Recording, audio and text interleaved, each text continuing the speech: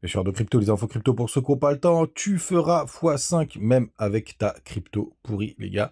On va parler de ça ce matin pour que vous vous rendiez compte quand même que le marché crypto est quand même un petit peu fou et que vous le sachiez, surtout si c'est votre premier cycle. Et j'ai pas mis de la vidéo de démarrage avec de la musique là parce qu'il y en a qui me disent qu'il y a pas mal de décalage entre le bruit, enfin avec le son. Donc dites-moi en commentaire si vous en foutez de cette petite musique d'intro parce que dans ces cas-là, je la dégage et on démarrera directement avec la vidéo. C'est parti avec un BTC ce matin qui est plutôt en forme, hein. Hier, il nous a fait un joli breakout. On est à plus 3% ce matin, mais malheureusement, il est plutôt assez seul à partir, notamment avec les low cap et les middle cap. On a Ether qui est un peu moins fort, qui est à 2 943 $. On est à plus 2%. Missile Sol, lui, il est plutôt chaud. Plus 7% ce matin. On a Crypto Klebar qui nous pousse un joli 10%. Pareil, presque pareil pour Shiba, 8,8%. Belle perf aussi du côté de NIR, 10%. On a ICP qui nous pousse un joli 5%. Les cryptos en forme, c'est PP surtout qui pousse un joli 23%, 24% même. D'ailleurs, Floki est à peu près à 20%, il est un peu plus bas dans le tableau, mais sachez-le. RNDR qui pousse un 8%.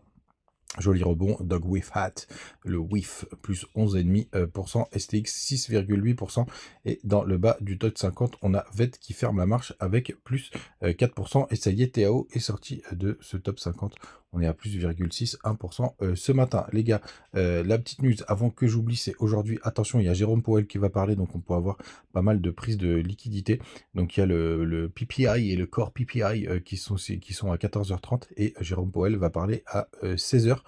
C'est rare de voir cet horaire, mais sachez-le, donc ça risque de bouger entre 14h30 et 16h, heure française. Les gars, attention à la volatilité. Du côté du daily du BTC, je peux revenir sur mes petits graphiques.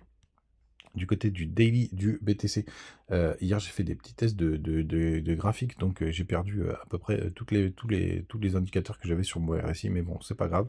Donc du côté du daily du BTC, on tente un breakout, là, vous voyez, on a eu un joli rebond, on a même un W sur le RSI qui a été confirmé. On est potentiellement en train de faire un petit pullback ce matin. On va regarder où sont toutes les zones de liquidité, mais c'est vrai que cette réintégration, c'est ce qu'on espérait. Alors moi, je m'attendais à aller un petit peu plus bas, mais c'est une très belle réintégration du range, les gars. Ça, c'est plutôt une très très bonne nouvelle. Le seul problème, c'est que BTC, il part tout seul. Vous voyez d'ailleurs ETH BTC. C'est vraiment dégueulasse ce qui est en train d'être fait. On est en train de retester les plus bas. Il faudra que je retrace ma trendline du côté du RSI. Mais c'est quand même assez impressionnant ce qu'on est en train de faire du côté de notre ami BTC. On va repasser en daily. Je crois que la trendline a été plutôt en daily. Mais c'est vrai que c'est assez intéressant. Enfin, c'est assez fou de voir quand même que sur ce cycle, BTC est vraiment hyper chaud. Et on le voit du côté de la Bitcoin dominance, où vraiment il a vraiment pris le lead. Donc on va voir si on fait un nouveau plus haut. Mais pour l'instant, on se rapproche quand même des grosses zones, des plus hauts du côté de notre ami BTC. Du côté des liquidations. Maintenant, je regardais ce matin, il y a un mur énorme de liquidation au-dessus du nouveau plus haut. Là, c'est impressionnant. Ça faisait longtemps que j'avais pas vu ça. Il y a quasiment plus de 500 millions qui peuvent être liquidés là sur cette zone. Donc, on va voir dans quel sens ça va partir parce qu'il y a des grosses zones enfin avec cette journée pleine de liquidité, enfin plein de volatilité possible avec notre ami Jérôme Powell et le Core PPI. Je pense qu'on va aller vraiment, qu'on va aller squeezer dans tous les sens. Donc c'est sûr, je pense qu'on va prendre la liquidité en haut et en bas sur le mouvement qu'on aura cet après-midi. Donc faites attention les gars. Si vous êtes en trading, ça risque vraiment de taper fort et d'aller dans tous les sens. Grande méfiance. Moi, je suis sorti de mes trades. Je vous le disais sur Twitter, bon, parce que si on réussit pas à tous les coups, bah franchement j'ai raté le pump que j'attendais sur Bitcoin, c'est le cas, ça arrive, hein. Comme ça, vous le savez, on gagne pas à tous les coups. Et cette fois-ci, c'était pas le cas. J'étais plutôt bien rentré et malheureusement, j'ai raté ce pump. C'est pas grave, ça arrive du côté des liquidations. On a eu 143 millions hier avec ce mouvement.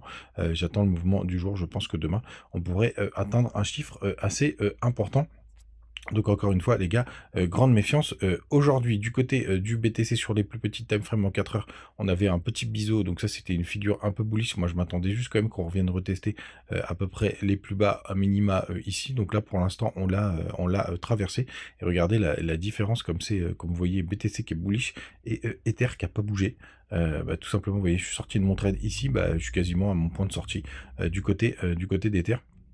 Vous voyez, il y a une grande traîne, enfin, il y a un grand biseau qui est une figure assez bullish s'il se passe quelque chose, mais il faudra la casser et c'est pas pour autant pour qu'on n'aura pas de pullback. Est-ce que c'était la dernière fois qu'on touchait le point bas sur cette zone vers les 2800 $ ou est-ce qu'on va chercher toute la liquidité qui traîne en dessous? Bah, l'avenir nous le dira, les gars. Mais on voit quand même que BTC est beaucoup plus bullish que notre ami Ether, malgré cette figure, parce qu'elle n'est toujours pas confirmée. Puis alors là, si on la casse vers le bas, ce serait assez embêtant. Si c'est un petit fake out, c'est pas très grave, parce qu'il y a quand même de la liquidité qui traîne juste en dessous des 2700 $. Est-ce qu'on aura besoin d'aller la chercher? C'est un peu BTC qui va driver, mais c'est vrai que là, il pump assez tout seul. Les gars, n'hésitez pas à nous rejoindre du côté de Telegram, on partage toujours nos petites news, des petites infos, le Twitter. Je suis dispo sur TikTok, sur Thread, sur YouTube. Et c'est déjà pas mal. Donc, ta crypto pourrie fera x5, les gars. Je voulais vous remémorer quelque chose. En 2021, pour ceux qui étaient là, il y avait une crypto qui s'appelait Beacon Diamond, qui n'a plus aucun fondamental, qui était une grosse crypto de 2018. Regardez, elle est montée jusqu'à plus de 140 $. Je crois que c'était 150 $. Là, elle est à 8 centimes. Rentrez pas sur ces projets de merde. Et regardez, vous voyez ce petit pic là, juste là, jusqu'ici, ben ça c'était leur bull run de 2021, donc c'était en avril, et cette crypto, ben, elle a fait x7, mais pour rien, parce que c'est un projet de merde qui est complètement, non tiens pas Facebook, qui est complètement à l'abandon. Et regardez quand on va sur le Twitter, enfin c'est un projet, je crois qu'il y avait une centaine de milliers d'abonnés, mais ce qui est complètement cuit pour le coup. Donc vraiment un projet sans intérêt qui a complètement disparu. Et vous voyez, il publie une fois par an, là, la dernière fois c'était 31 décembre 2023 pour souhaiter une bonne année et de 3 trucs tôt. Donc c'est vraiment un projet qui est ultra mort, et c'est pas pour autant, ben, pendant le bull run, il nous a fait un joli, je crois que c'était un x7. Je peux même pas zoomer parce qu'il était à l'époque sur Binance. Il a été délisté entre-temps, bien entendu, je crois que c'était entre 2022 et 2023. Mais vous voyez, même les cryptos de merde, elles font des performances comme ça, des pump and dump. On appelle ça un exit scam, donc ça veut dire qu'ils avaient des algorithmes ou des gens qui sont dedans, qui font pump la crypto pour la faire dump dans la foulée. D'ailleurs, quand vous avez ces projets de merde qui commencent à pumper, ben, en général, c'est aussi la fin du bull run. Mais c'est aussi pour vous dire qu'à un moment donné, pendant le bull run, vous le verrez, pendant le gros du bull run, la dernière phase, la dernière euphorie, même vos cryptos, les projets les plus pourris de la Terre, ils vont faire des multiples complètement barjots, et c'est pour ça qu'en fait il n'y a plus du tout de lucidité. Et moi je me souviens, j'ai fait mon petit x8 dessus à l'époque, et pour le coup, bah, derrière, elle s'est complètement effondrée. Donc les gars, gardez-le en tête. Même vos cryptos toutes pourries, elles feront une grande performance pendant le bull run sur le dernier niveau, sur l'hyperclimax run, donc la dernière montée parabolique. Et c'est pas pour autant que c'est des bons projets. C'est pour ça aussi que de temps en temps, faut pas non plus vous prendre la tête sur les projets, parce que même les projets un petit peu morts, ils font des performances, parce que c'est ça la magie, ou la folie, plutôt la folie du bull run. Et comme ça, vous le savez, les gars, vous savez tout. N'hésitez pas à utiliser les bonus en commentaire du côté de Bing de Mexé. Et on se retrouve demain pour une nouvelle vidéo. Ciao!